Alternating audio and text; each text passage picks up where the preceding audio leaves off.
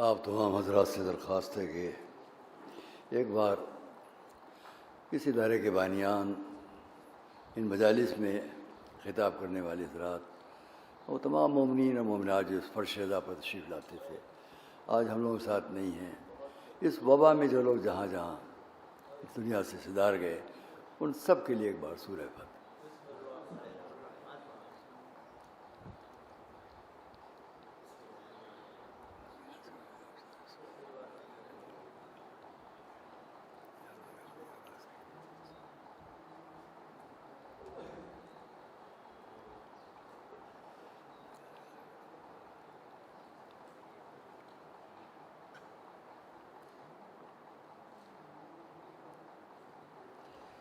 اعوذ باللہ السمیع العلیم من الشیطان اللعین الرجیم،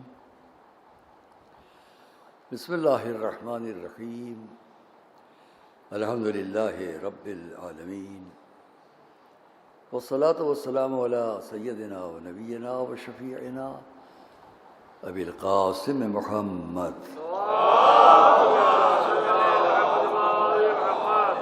وإہل بیتہ الطیبین الطاہرین المعصومین المظلومین، ولعنۃ اللہ علی اعدائہم وقتلتہم وغاصبی حقوقہم اجمعین من الاولین والآخرین۔ اما بعد فقد قال اللہ سبحانہ فی کتابہ المبین وقولہ الحق، بسم اللہ الرحمن الرحیم، لیس البر ان تولوا وجوہکم قبل المشرق والمغرب ولکن البر من آمن باللہ والیوم الآخر والملائکۃ والکتاب والنبیین وآتى المال على حبه ذوي القربى واليتامى والمساكين وابن السبيل والسائلين وفي الرقاب وأقام الصلاة وآتى الزكاة والموفون بعهدهم إذا عاهدوا والصابرين في البأساء والضراء وحين البأس أولئك الذين صدقوا وأولئك هم المتقون۔ صلوات اللہ۔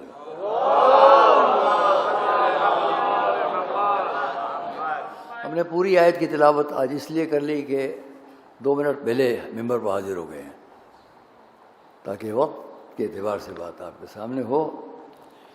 دیکھیے، ہم نے سورہ البقرہ کی یہ 177ویں آیت، کیونکہ اس کرونا اور اس وبا کی پابندی کے حساب سے ہمارے سامنے جو حضرات ہیں، آپ جانتے ہیں کہ یہ گلیاں، سڑکیں، سب مجمع اب نہیں ہے، پابندی ہے، اور ہمیں کرنا ہے پابندی برابر۔ ہاں، ہم اپنی حکومت سے بھی ایک بات ضرور کہیں گے شروع میں کہ جب ہم پابندیوں پر اتنا عمل کر رہے ہیں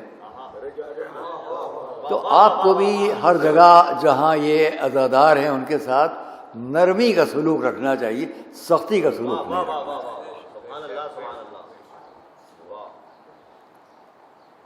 میں کبھی بھی کوئی تقریر، کوئی گفتگو ایسی نہیں کرتا جس میں اشتعال دلانا، ابھارنا، کوئی ایسی بات ہے۔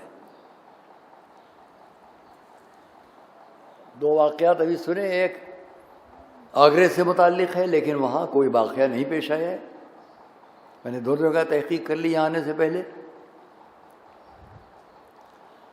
وہاں آپس کی بات ہے، یہ بھی تو مشکلات ہمارے ساتھ ہیں۔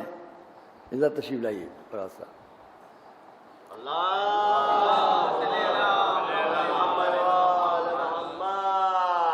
وہاں آپس کی بات ہے۔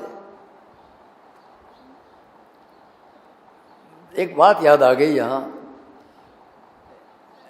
نظر البلاغہ کی شرح ابن ابی الحدید نے لکھی، اور اس میں اس نے سید رضی کا یہ فقرہ نقل کیا، علامہ سید آیت اللہ علمہ کو یہ فقرہ نقل کیا، ہمارے بزرگ ترین اساتذہ میں مولانا مجتبیٰ صاحب اللہ تشریف فرمائیں، گواہ ہوں گے اس بات کے جو میں کہنے جا رہا ہوں،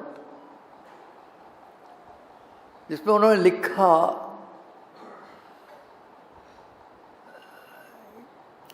اس شخصیت کے فضائل کیا بیان کیے جائیں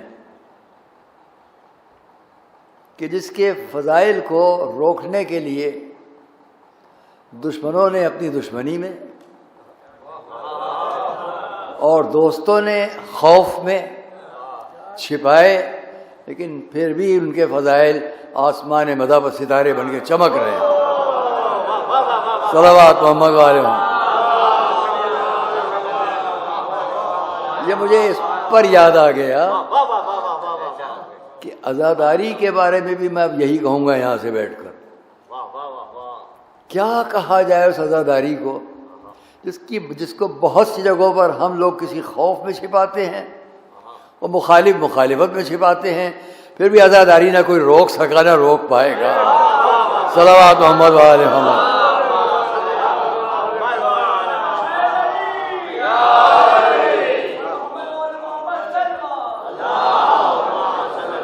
یہ تو وقت کی بات ہے۔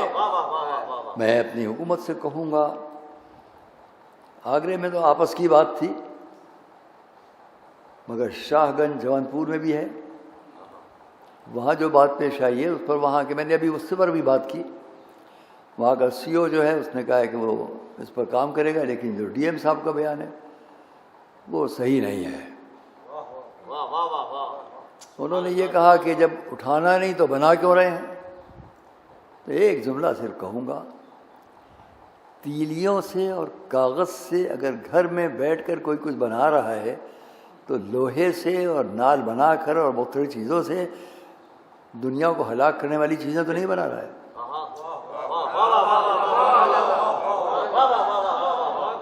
وہاں کے ڈی ایم صاحب کو سوچنا چاہیے کہ عزاداری کا موضوع ہے، یہ تنکا اور کاغذ اتنا مہلک نہیں ہے جتنا غیر چیزیں لوگ بنا لیتے ہیں، ان کی تحقیق کرو، وہاں سختیاں کرو، ان پر کیا سختی کرنا؟ اس لیے کہ یہ تو کوئی قانون نہیں ہے کہ اگر اٹھا نہیں سکتے تو بنا بھی نہیں سکتے۔ یہ کیا بات ہوئی بھیا؟ اٹھانے پر ہم خود عمل کر رہے ہیں، نہیں اٹھائیں گے، لیکن بنانے کی بات پر سختی نہیں ہونا چاہیے۔ ہم اپیل کرتے ہیں اپنی حکومت سے، اس پر غور کرے، وہ ہدایات جاری ہوں، احترام کریں ان باتوں کا، کیونکہ یہ صدیوں سے قابل احترام ہے، یہ عزاداری صدیوں سے، سینکڑوں برس سے۔ اور پھر آپ تو فکری طور پر، ذہنی طور پر میزبان ہیں امام حسین کے۔ میں فکری طور پر اور ذہنی طور پر کہہ رہا ہوں، اس لیے کہ امام حسین نے آنے کی تمنا کی تھی، اگر آ جاتے تو آپ میزبان ہوتے کہ نہ ہوتے؟ صلوات بھیجیں محمد علی، خیال رکھیں۔ رہ گئی یہ بات،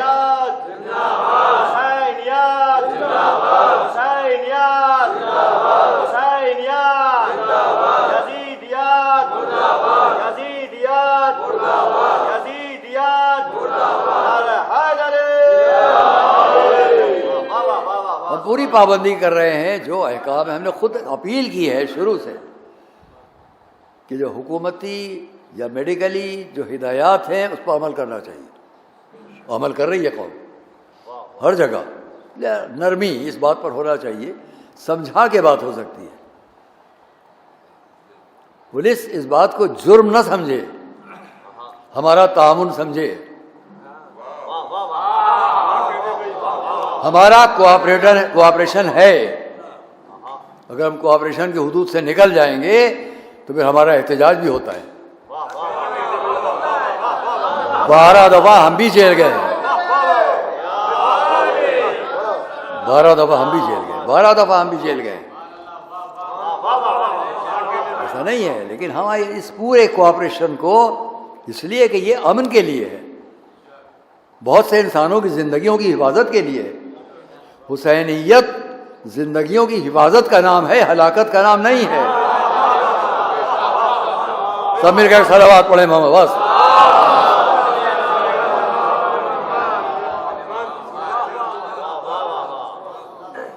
ہماری قوم میں جو لوگ سمجھتے ہیں یہ نکلے ہو وہ نہیں نکلے ہو، یہ آئے وہ نہیں آئے، میاں ابھی میں نے اس پر بات ہی نہیں کی کہ میں تو 25 دن کورونا میں ICU میں رہ کر آیا، مجھ سے آپ تو اس کی بھی توقع نہ کرتے کہ میں یہاں حاضر ہوتا۔ لیکن میں آپ کے سامنے پڑھ رہا ہوں، 3 پروگرام میں نے باہر کے بھی کیے، ایک اعظم گڑھ، ایک فتح پور، ایک جب ابھی یہاں ان مجالس کا شروع 4 دن پہلے ساکھنی گیا تھا۔ بہت ہی مشہور و معروف ہماری شخصیت پوری دنیا میں جناب مولانا شفیق حسن صاحب شفق، ان کے والد کا 40واں پڑھ لیں۔ وہاں ہم نے آپ سے پہلے دن وعدہ کیا تھا کچھ پڑھے وہ ہم آپ کو سنائیں گے،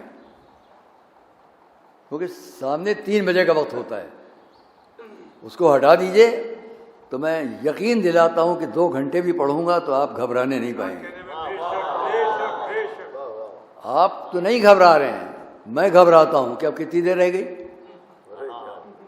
حالانکہ میں ہمیشہ کہتا ہوں بہت سے لوگ اس وقت بھی پڑھ رہے ہیں، اس وقت بھی پڑھ رہے ہیں، ان کا بس سرے تو 3 بجے تک پڑھیں گے، وہ 3 بجے تک وہ اس لیے پڑھیں گے کہ حمید الحسن پڑھنے نہ پائے۔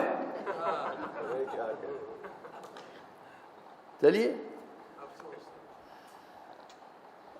آج یہ آسانی ہو گئی ہے کہ اب مجمع کی فکر نہیں رہ گئی ہے، اب تو یہ کہ کتنی جگہوں پر کان اور آنکھیں لگی ہوئی ہیں ان کیمروں کے ذریعے، وہ ہزاروں لاکھوں انسانوں تک جا رہا ہے میسج، کافی ہے۔ تو آئیے دوستوں ایک صلوات پڑھیں مولانا میں، بس حکومت سے ہماری یہ اپیل ہے کہ عزاداری کے سلسلے میں جو پابندیاں کرونا کے حساب سے رکھی گئی ہیں ان کو دیکھتے ہوئے نرمی کا سلوک عزاداروں سے پوری دنیا میں، پورے ہندوستان میں ہونا چاہیے، نرمی کے ساتھ، محبت کے ساتھ، اخلاق کے ساتھ۔ لیکن یہ مہذب لوگوں سے بات ہو رہی ہے، کرمنل لوگوں سے بات نہیں ہو رہی ہے۔ اور یاد رکھنا کہ کرائمز مخالفت حسین میں ملیں گے، موافقت حسین میں نہیں ملیں گے۔ مجرم اور جرائم مخالفت حسین میں ملیں گے، لیکن سب سے بڑا مجرم یزید تھا، اس کے ماننے والے ہوں گے مجرم۔ سب سے بڑا مجرم دہشت پسند یزید تھا، اس کو کچلنے کے لیے حسینیت ہے، اور آج تک ہے، آج تک ہم کامیاب ہیں۔ حسینیت آج تک کامیاب کیوں ہے؟ جو میں کہنے جا رہا ہوں کسی نے نہ لکھا نہ کہا، کہنے جا رہا ہوں فراز صاحب۔ لکھنؤ سے یا ہندوستان سے ایک صاحب نے یزید کے نام کے ساتھ القاب لکھے، ہمارے بھارت سے نکال دیے گئے۔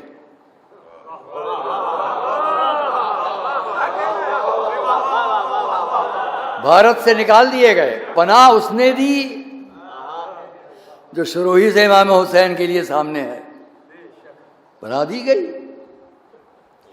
یزید کے لیے تم نے احترام کے لفظ لکھے،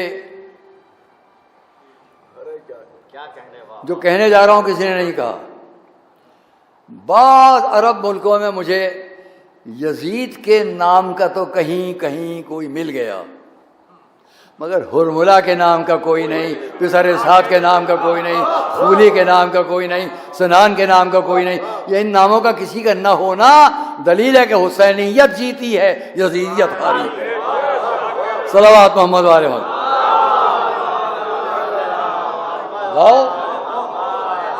پوری دنیا اسلام میں ایک نام لاؤ، وہ ہرملا بیٹھا ہے۔ ہم جو وہاں کے لوگ ہیں وہی اس کا حساب کر دیں گے۔ لاؤ ابن زیاد ہے کہیں، ابن زیاد لاؤ، کوئی پسر سعد نہیں ملے گا۔ اور جب یہ تم نہیں لا سکے تو ایک نام کے لیے احترام کی باتیں کر کے کیا پا جاؤ گے؟ اور اس کا وعدہ کب سے ہے؟ جو میں نے آیت سے بات شروع کی ہے وہیں پر لے چلتا ہوں آپ کو۔ لیس البر، نیکی یہ نہیں ہے کہ اپنا چہرہ مغرب یا مشرق کی طرف کر لو۔ یہ 177ویں آیت ہے، 177۔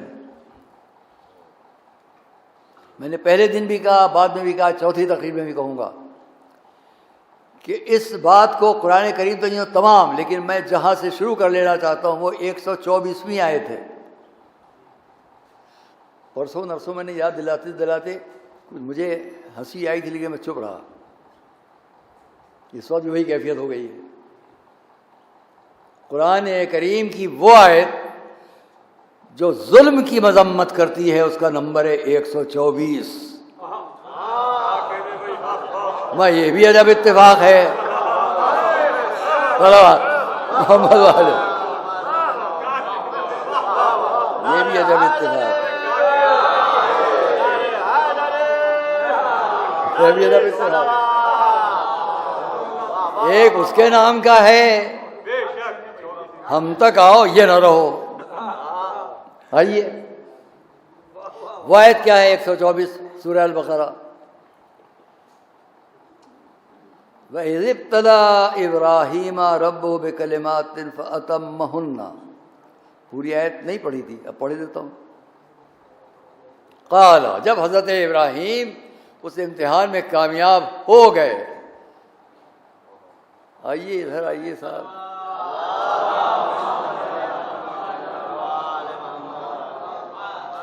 آئیے آئیے، دیکھیے آج میں وہاں کا ذکر کر رہا تھا کہ آپ آ گئے۔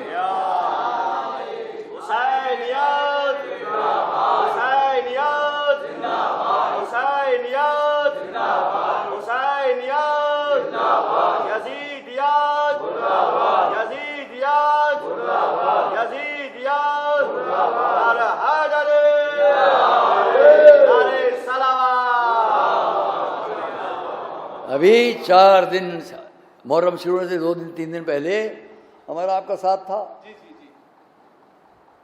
ساکھنی میں، جس کا میں نے ریفرنس دیا کہ آج میں اس کے متعلق پڑھوں گا، تو ایک جملہ پڑھتا اس کے متعلق۔ اب ان کے آنے سے 2 جملے پڑھوں گا، وہ بعد میں پڑھوں گا۔ تو آئیے ہم اب یہ دیکھیں، جو نہ جانتے ان کو بتا دوں، جو کہ چہرہ دنیا بھر جانتا ہے، ہر شخص جانتے ہیں ان کو۔ سوامی سارنگ بڑے حسینی ہیں، اور میں تو سمجھتا ہوں کہ مجھے تو پورے ہندوستان بھارت میں جتنے بھی آچاریہ، سوامی، باپو، یہ جتنے جہاں جہاں مل رہے ہیں، ہمارے سب حسینی ہیں۔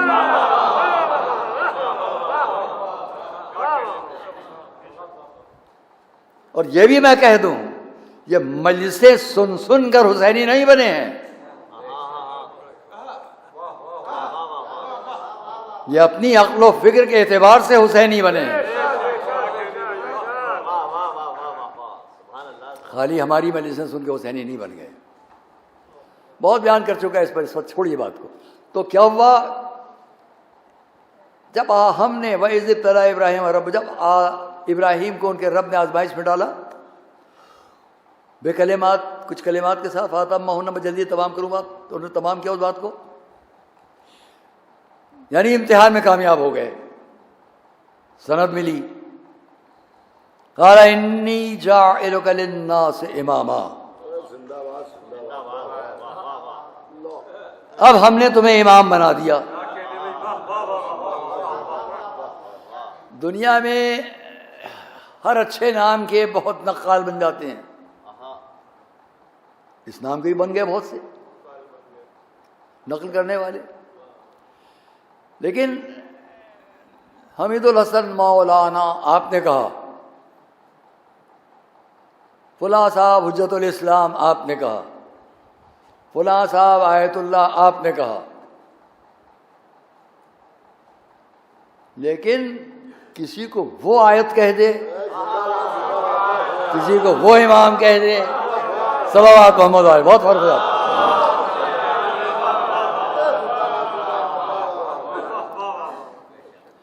اور اس لیے اس نے امام کہا، فَأَتَمَّهُنَّ، قال، اس نے کہا، انی جاعلک للناس اماما، اب ہم تم کو لوگوں کا امام بناتے ہیں۔ آگے چلیے، ساتھ ساتھ آئیے تھوڑا۔ جیسے ہی کہا ہم نے تمہیں امام بنایا، فوراً کیا کہا؟ وَمِن ذُرِّيَّتِي،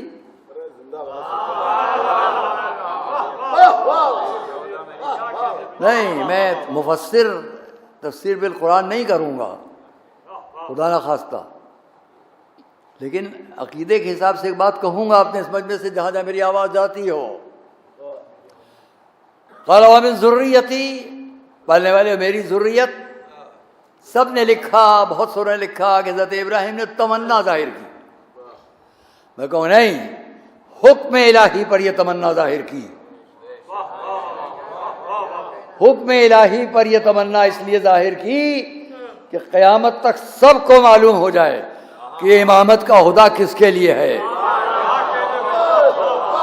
مولانا یہ قیامت تک سب کو معلوم ہو جائے، ورنہ حضرت ابراہیم اگر تمنا نہ کرتے تو آپ کیسے جانتے؟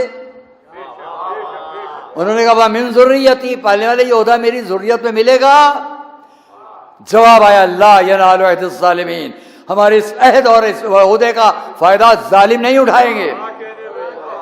اب پہچان لو کہ قیامت تک کوئی کتنا ہی امام بنے، پہچان لینا ظالم ہے کہ نہیں. اگر ظالم نہیں ہے تو امام ہے. صلوات محمد علیہ.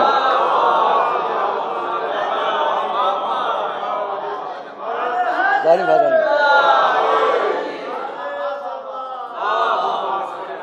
اور ظالم کیا ہے یہ میں نے کبھی عرض کیا، پھر کہہ دوں، یہ میں نے ہاتھ رکھ لیے، وہاں والا نہیں ہوگا قصہ، وہاں کی بات بتا دیتا ہوں آپ کو، یہ گواہ ہے.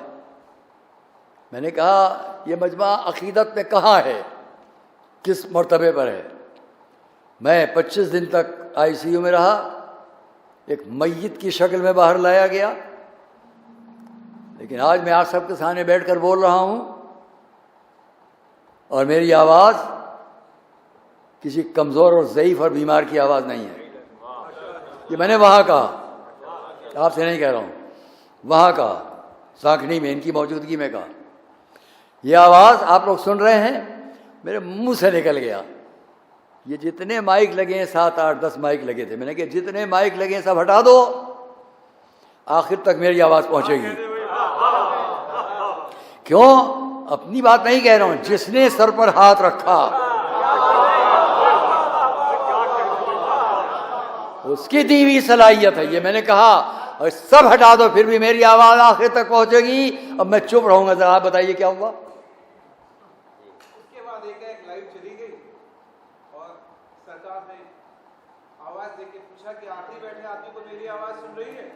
تو انہوں نے کہا کہ ہاں حضور آواز آ رہی ہے.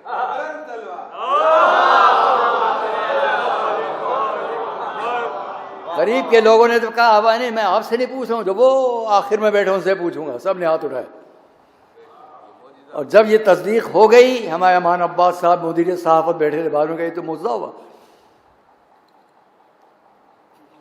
جیسی تصدیق ہو گئی ویسے ہی لائٹ پھر آ گئی. اور لائٹ جانے سے پہلے میں گھبرایا کہ میں نے کہا وہاں تک آواز جائے گی، میرا کیا حال ہو رہا ہے، جائے گی آواز کہ نہیں جائے گی؟ لوگ ہنسیں گے، وامیاں بڑا بھاری وعدہ کر رہے تھے، یہاں تو کوئی آواز نہیں آ رہی. لیکن میں سمجھا تھوڑا، میں نے بلند آواز ہے کہ میری آزمائش ہے اور آواز سب تک پہنچے گی. جب یہ کہا تو آواز پہنچ رہی تھی. تو اس لیے نہیں، یہاں میں نے کہا اس پر میں ہاتھ رکھ لوں، آواز آپ تک نہیں جائے گی. یہ سب چھپا دوں، کیمرے مجبور ہونے لگیں گے. کیوں کہہ رہا ہوں؟ ایک تعریف کروں گا عربی زبان کی، ایک لفظ کی، اس تعریف کی تعریف وہ فرمائیں گے جو وہاں بیٹھے، یہ فرمائیں گے جو سب بیٹھے. ظلم کسے کہتے ہیں؟ ظلم کسے کہتے ہیں؟ میں پوچھ نہیں رہا ہوں، میں بتاؤں گا، سب جانتے ہیں جو علماء ہیں. ظلم کی تعریف ہم لوگوں کو اسی مدرسے میں جب پڑھائی گئی، وضع الشیء علی غیر محلہ، یہی نا مولانا؟ کسی شے کا اس کی جگہ جہاں معین ہے وہاں سے ہٹا دینا ظلم ہے. اب میں اس کو بند کر دوں تو آپ کہیں گے مولانا ہاتھ ہٹائیے، آپ ظلم کر رہے ہیں مائک پر، ہے کہ نہیں؟ یہ ظلم کہلائے گا. میں نے کیوں بند کر لیا؟ شے کا جس جگہ ہونا چاہیے ہٹا دینا ظلم ہے. بڑا ظلم کیا ہے؟ فتنہ فساد.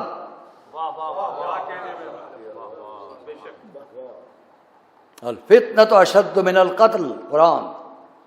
فتنہ قتل سے زیادہ شدید جرم ہے. فتنہ بہت بڑا ظلم، قتل بہت بڑا ظلم، مظلوم و بےکس کو ستانا بہت بڑا ظلم، کسی کا حق چھین لینا بہت بڑا ظلم، کسی مجبور و بےکس پر انتہائی پریشان کرنا ظلم. یہ بڑے ظلم ہے، یہ چھوٹا ظلم ہے، یہ چھوٹا ظلم ہے۔ میں تقریر کرتے کرتے اس رومال کو پھاڑنا شروع کر دوں، یہ بھی ظلم ہے۔ چھوٹے ظلم سے لے کے بڑے تک آپ فرق قائم کرتے جائیں گے، یہ بڑا ظلم، یہ چھوٹا ظلم، یہ منجلا ظلم، یہ اور چھوٹا ظلم ہے کہ نہیں؟ منجلا ظلم سنا ہے کبھی؟ نہیں سنا ہوگا۔ تو چھوٹے ظلم سے بڑے تک بڑا ظلم، اس سے چھوٹا، اس سے چھوٹا، بالکل چھوٹا۔ قرآن نے کیا کہا جب انہوں نے کہا وہ میری ذریت؟ جواب آیا لا ینال، نہیں پائیں گے اس عہدے کو ظالم۔ اس کا مقصد یہ کہ عہدہ تو ملے گا، مگر اسے ملے گا جو چھوٹے سے لے کے بڑا ظلم بھی نہ کرتا ہو۔ اور بڑے ظلم سے چھوٹے ظلم تک کی جب بات آئے گی تو اسی کو ہماری زبان میں معصوم کہا جائے گا، اسی کو ہماری زبان میں عصمت اور معصوم کہا جائے گا۔ چلو بات بھیجے محمد علی۔ عصمت کیا ہے؟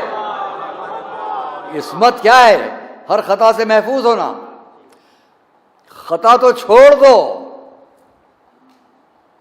رجس سے بھی محفوظ ہونا۔ ایک ہے نجاست، ایک ہے رجس۔ رجس کیا ہے؟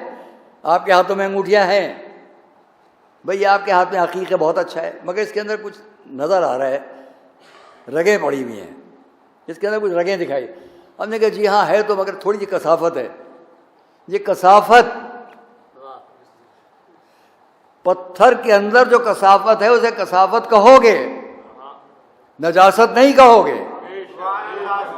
اور جب اس نے وعدہ کر لیا کہ ہم نے آپ کو ہر رزق سے محفوظ رکھا، تو سامنے کی نجاست تو چھوڑ دو، کوئی دھبا اور شائبہ بھی باہر ادھر نہیں آئے گا۔ سب مل کر صلوات محمد والے محمد۔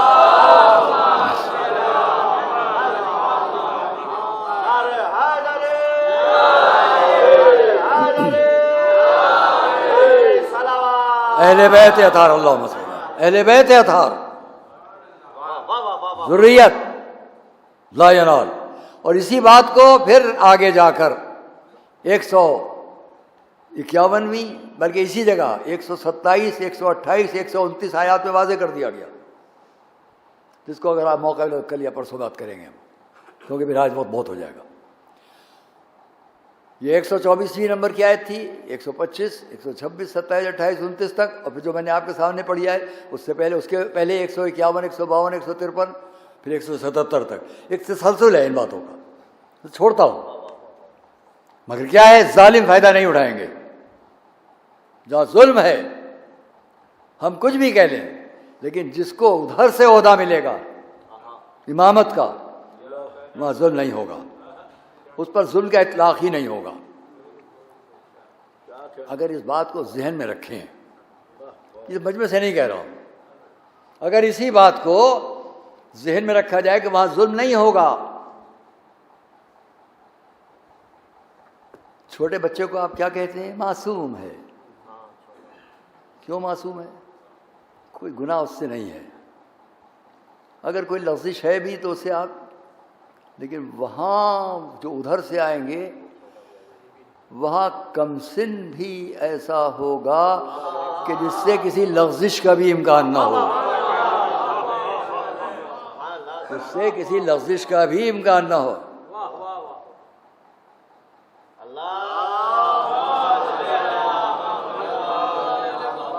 اور اس لیے لغزش کا بھی امکان نہ ہو۔ میرے عزیزو، بات کو مختصر کروں، یہ کچھ نہیں پڑھتا تھا کہ وہاں جوان پور کے مدرسے پر کچھ پڑھیں۔ میں نے بات کہہ لی جوان پور کے مدرسے پر، وہی جوان پور کے معاملے پر، کہ وہاں جو بھی واقعہ پیش آیا اس پر حکومت کو چاہیے سخت اقدام کرے، اور جو کچھ وہاں کے ڈی ایم صاحب وغیرہ نے کہا ان سے جواب طلبی ہونا چاہیے۔ آئیے تو ہم اور آپ کم سن کی بات، خطا اور لغزش اور عصمت اور معصومیت کی بات، مجھے ایک تاریخ کا ایک فقرہ بڑے بڑے علماء کا یاد آتا ہے۔ جب حضور نے سب کو جمع کیا، جس آیت سے آپ کے سامنے بات پڑھ رہا ہوں، جہاں اس بات کو جب تمام کیا گیا تو اس طرح کہ اور پھر وآت المال علی حبہ ذوی القربی، کل بھی کہا پرسوں بھی کہا، صاحبان قرابت، صاحبان قرابت کو مال دو اللہ کی محبت میں، صاحبان قرابت میں ذوی القربی۔ حضور کو بھی حکم ملا وَأَنذِرْ عَشِيرَتَكَ الْأَقْرَبِينَ، اور اپنے اقربا کو ڈرانے کے لیے بلاؤ۔ تو حضور نے بھی سب سے پہلے اسلامی پیغام صاحبان قرابت کو بلا کر دینا چاہا، یہ نہ کہو ہم کو الگ رکھ کے بات کر لی۔ اب جب سب کو بلا لیا گیا تو مصلحت ربانی تھی، اس میں ایک ہی شخصیت نے کھڑے ہو کر یہ کہا میں آپ کا ساتھ دیتا ہوں۔ بھائی تھوڑی دیر مجلس، میں ساتھ دیتا ہوں۔ اعلان کیا ہے؟ میں تمہاری طرف اللہ کا یہ پیغام لے کر آیا ہوں، بہت بہتر ہے تمہارے لیے۔ کس کو کہا گیا یہ پیغام؟ جن کو 40 افراد کو کھانا جمع کر کے بلایا گیا، کھانا کھا لیے، دعوت۔ اب ان میں سے 40 افراد، میں تمہارے سامنے یہ پیغام لے کر آیا ہوں۔ تیسری بات کیا تھی؟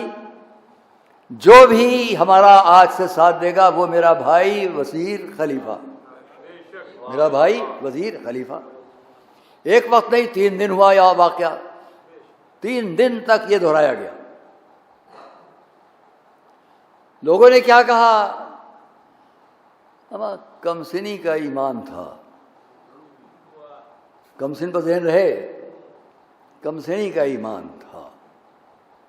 یہاں کسی کا جملہ میں نقل کر دوں، واہ بھائی واہ، مولا علی نے اگر اعلان کیا 10 سال یا 13 سال کے سن پر تو کمسنی کا اسلام، کمسنی کا ایمان تھا۔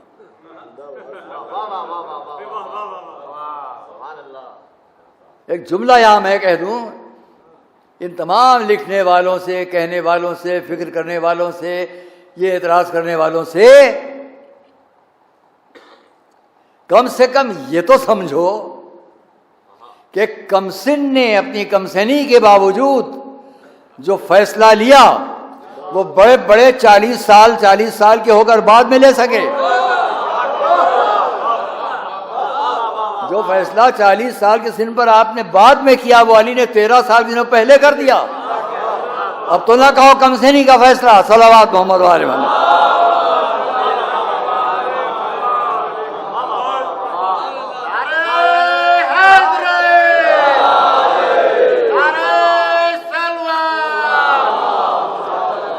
مجمع آپ کے خوشی کے لیے کہوں، اور پھر یہ بھی تو بتاؤ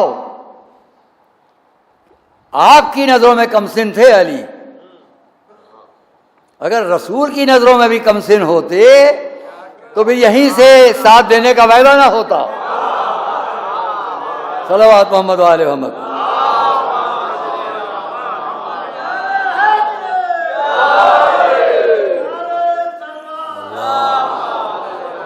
مخالفت اعلان کرنے والوں نے 3 باتیں کہیں، واہ بھائی واہ، اتنا سا کھانا 40 آدمی۔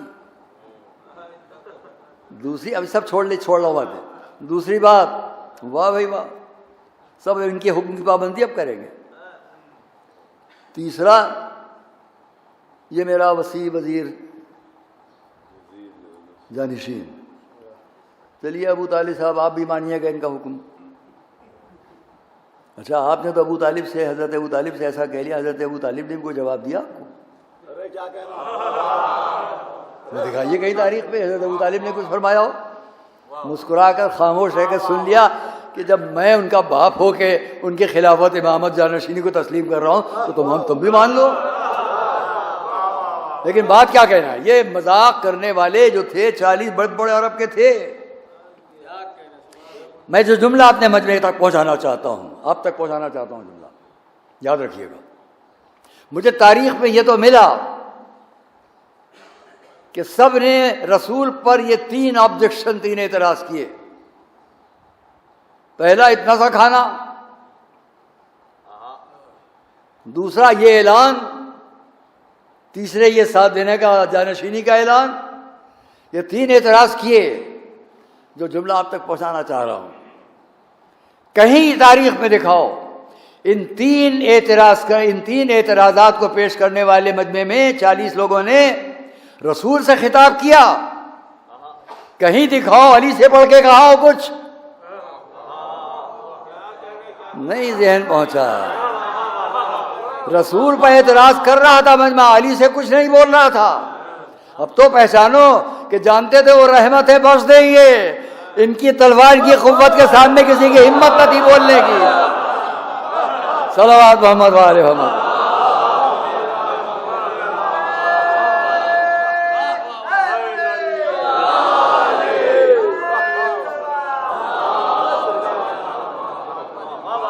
کسی کی ہمت نہ تھی جو علی سے سوال کر لے. اور یہ میں خالی عقیدت و ارادت اور محبت میں نہیں کہہ رہا ہوں، بلکہ مولا علی کا ایک لقب تھا قسم، قاف صاد میم سین سے نہیں، قسم. وہ کیوں پڑھا؟ قسم کہتے ہیں مارنے والے کو. جب رسول کو لوگ ستاتے تھے تو ان کا یہ کمسن بھائی پیچھے پیچھے ان سب کی کیفیت ٹھیک کرتا تھا. تو وہ جا کے اپنے ماں باپ سے شکایت کرتے تھے قسمنا علی، قسمنا علی، ہم کو علی نے مارا، علی نے مارا. یہ بچپن سے عادی تھے علی کے سامنے، تو بڑھ کر کیا بولتے. صلوات محمد علیہ وسلم.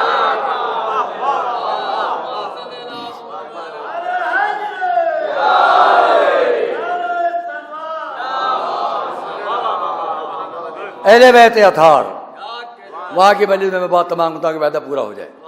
وہاں کی مجلس میں نے اس بات کو کہا مولا علی کی یہ ابتدائی وعدہ تھا، ابتدا منظر شریعت وہاں سے اعلان کھلے عام. اب کوئی یہ کہے کہ یہ کیا ہوا، مولا علی کے لیے یہ، مولا علی کے لیے وہ، مولا علی کے لیے وہ. ارے بھائی یہ بھی تو بات کرو کہ رسول کیوں نہ یہ سب کرے. منظر عشیرت الاقربین سے ایک کھلا اعلان ہے، وہاں سے آخر حیات مولا علی تک ایک جگہ دکھا دو جہاں علی ساتھ چھوڑ کر ہٹ گئے ہوں. مجمع کا ذہن پہنچا؟ علی ساتھ چھوڑ کر چلے گئے ہوں، کوئی ایک جگہ دکھاؤ. رسول کے لیے کیا مشہور ہے؟ صادق. صادق کسے کہیں گے؟ جو حقیقی معنی میں اتنا سچا ہو، جو کہے وہ پورا کرے. رسول نے فرمایا اگر جو ساتھ دے گا میں اس کو یہ بناؤں گا، یہ بناؤں گا، یہ بناؤں گا. اب کوئی ایک جگہ دکھاؤ جہاں علی نے ساتھ چھوڑا ہو، تو پھر رسول بھی اپنے قول پر باقی رہیں گے. جب قول پر باقی رہیں گے، بستر پر بات آئے گی علی کو سلائیں گے، گھوڑے کی بات آئے گی علی کو بٹھائیں گے، دوش پر بلند کرنے کی بات آئے گی علی کو بلند کریں گے، ہاتھوں پر اٹھانا ہوگا من کن تو مولا علی کو بلند کریں گے. صلوات محمد علیہ محمد.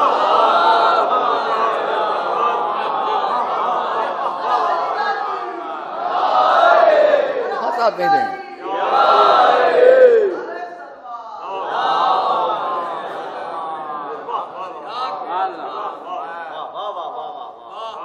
اور اس لیے یہ ابتدا ہے حیات رسول میں، اور یہ انتہا ہے منبر کوفہ پر. جو میں نے وہاں کہا تھا سوامی جی، وہ دوہرا رہا ہوں کہ جب مولا علی منبر کوفہ پر ہیں، رسول کی وفات 63 سال ان کے گزر گئے، 25 سال اس کے بعد کے گزر گئے. اب مولا علی ہے، کوفہ ہے، مدینہ بھی نہیں ہے. کوفے کے منبر پر بیٹھ کر وہ مجمع جو کہاں کہاں کا ہے سامنے ہے مسجد کوفہ میں. صرف ایک فقرہ سانکھنی والا یہاں نقل کر رہا ہوں. مولا علی نے منبر سے بیٹھ کے کیا فرمایا؟ جہاں علماء کا ذکر ہے، بِنَا اهْتَدَيْتُمْ فِي الظُّلْمَةِ وَتَسَنَّمْتُمُ الْعُلْيَا وَبِنَا انْفَجَرْتُمْ عَنِ السِّرَارِ. تم نے، ہم اہل بیت کے ذریعے سے ہدایت پائی. میرا موضوع قرآن، اسلام اور اہل بیت. بِنَا اهْتَدَيْتُمْ فِي الظُّلْمَاتِ، تم نے تاریکیوں میں ہدایت ہمارے ذریعے پائی. وَتَسَنَّمْتُمُ الْعُلْيَا، بلندیوں کی سیڑھیاں تم ہماری راہ سے چڑھے. وَبِنَا انْفَجَرْتُمْ عَنِ السِّرَارِ، سرار کسے کہتے ہیں؟ رات کی وہ کھٹا ٹوپ تاریکی جس پہ چاند بھی نہ ہو. تم نے رات کی اس بے پناہ تاریکی میں جب صبح کی روشنی پائی تو وہ ہم تھے. تم نے صبح کی روشنی ہمارے ذریعے بھائی. باقی پورا خطبہ چھوڑتے اتنا کہوں گا دوستو اور عزیزو، کوفے کی مسجد میں آخر حیات میں ممبر پر بیٹھ کر جب مولا علی نے فرمایا تم سب نے ہمارے ذریعے ہدایت پائی، تو کوئی ایک تو مجمع سے اٹھ کے کہتا وہ بھی تھے، وہ بھی تھے، وہ بھی تھے.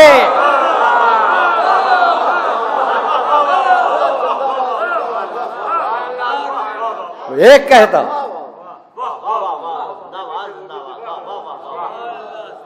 کسی کا نہ اٹھنا. اور پھر یہی کاروان اہل بیت کربلا کی سرزمین کی طرف چلا. یہی کاروان اہل بیت کربلا کی سرزمین کی طرف چلا. ہماری حکومت کو چاہیے نظر کرے، تعزیہ نقل ہے اس شہید کے روضے کی جو کربلا میں ہے. اس کا یہ پوری ملت، پوری عقیدت اور پورے احترام سے اس کو ایسا ویسا مت سمجھ لیا جائے. وہ رسول کا نواسا لشکر لے کر نہیں آیا تھا. لوگ سمجھتے ہیں دو بادشاہوں کی جنگ تھی. اگر میرا امام، مظلوم امام، اگر دنیا کی قوت و طاقت سامنے رکھ کر، صرف دنیا ہی کی قوت و طاقت سامنے رکھ کر بات کرتے تو یزیدیت اپنے تمام لشکر کے ساتھ فنا ہو جاتی. لیکن اب یہاں میں جملہ نقل کروں گا ان کا، محترم دوست سوامی سارنگ جی کا، جنہوں نے وہاں کہا مجھے بہت پسند آیا. میں نے وہاں ممبر پر ہی کہا، اب یہاں آ گئے سامنے تو یہاں بھی کہوں گا. بہت قیمتی جملہ ہے ان کی تقریر کا، آپ بھی سنیں. مجھے بہت اچھا لگا تھا. وہاں بھی میں نے اپنی مجلس میں کوٹ کیا، یہ وہاں بیٹھے ہوئے تھے. یہاں بھی کہوں گا. پہلا جملہ میں نے کہہ دیا اہل بیت اطہار کے لیے، دوسرا ان کا والا جملہ جنہوں نے کہا ایک طرف فرات پانی بہہ رہا تھا، نہریں فرات کی لہریں جاری تھی. فرات کے دریا کے کنارے لوگ کھڑے ہوئے پانی پی رہے تھے، اپنے کو سیراب کر رہے تھے. اور کچھ ہی فاصلے پر کچھ لوگ تھے جو پیاسے تھے. ان کے بچے پیاسے تھے، ان کی عورتیں پیاسی تھیں. مگر فقرہ یاد رکھو، ایک طرف نہر فرات لوگ کھڑے پانی پی رہے ہیں، دوسری طرف رسول کا گھرانہ، بچے التش. قیمتی جملہ ہے مگر دنیا یاد رکھے، جو پانی پی رہے تھے وہ مر گئے، جو پیاسے تھے وہ آج بھی زندہ ہیں. آج بھی زندہ ہیں.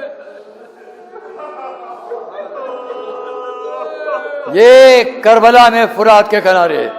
آج کی تاریخ میں خاص طور پر مصائب پڑھتا ہوں 2 بچوں کے، ربط کے لیے خالی اتنا کہہ دوں، یہ فرات کے کنارے پیاسے تھے. یہی دریا مسیب کے کنارے بھی بہ رہا تھا، کوفے کے کنارے بھی بہ رہا تھا، کربلا سے ہلہ کے درمیان بھی بہ رہا تھا. وہاں کربلا میں اتنے پیاسے تھے، لیکن اس دریا کے کنارے صرف 2 بچے تھے.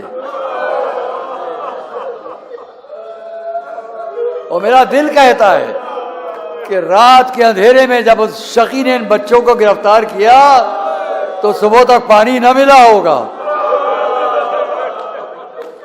بس آخری چند جملے بات کو ختم کر دوں گا. اور جب دریا کنارے لایا گیا حضرت مسلم ابن عقیل کے ان یتیم بچوں نے اتنا کہا، اے شیخ کیا اجازت ہے کہ ہم 2 رکعت نماز پڑھ لیں؟ 2 رکعت نماز کی اجازت، اگر تمہاری نماز تمہیں فائدہ دیتی ہے تو ہے تو نماز پڑھ لو۔ نماز ہو گئی، بڑا قتل کرنے کے لیے۔ عجب جملے ہیں، عجب جملے ہیں۔ کبھی ایک بھائی دوڑ کر دوسرے بھائی سے لپٹ جاتا تھا، کبھی دوسرا بچہ دوڑ کر اپنے بھائی سے لپٹ جاتا تھا۔ دونوں بھائی اس میں کوشش میں تھے کہ پہلے ہم قتل ہو جائیں، ہمارا بھائی بچ جائے۔ آخر کو شقی اور ظالم نے اتنا پوچھا بڑے بھائی سے، یہ تمہیں کیوں ضد ہے کہ تمہیں پہلے قتل کیا جائے؟ تمہیں کیوں ضد ہے کہ تمہیں پہلے قتل کر دیا جائے؟ آج بھی روایت اور تاریخ کا یہ جملہ دلوں کو ٹکڑے ٹکڑے کرتا ہے۔ معصوم بڑے بھائی نے پلٹ کر کہا، اے شیخ جب ہم اپنی ماں کے قریب سے چلے تو میری ماں نے میرے چھوٹے بھائی کا ہاتھ میرے ہاتھ میں دے کر کہا تھا، اپنے چھوٹے بھائی سے ہوشیار۔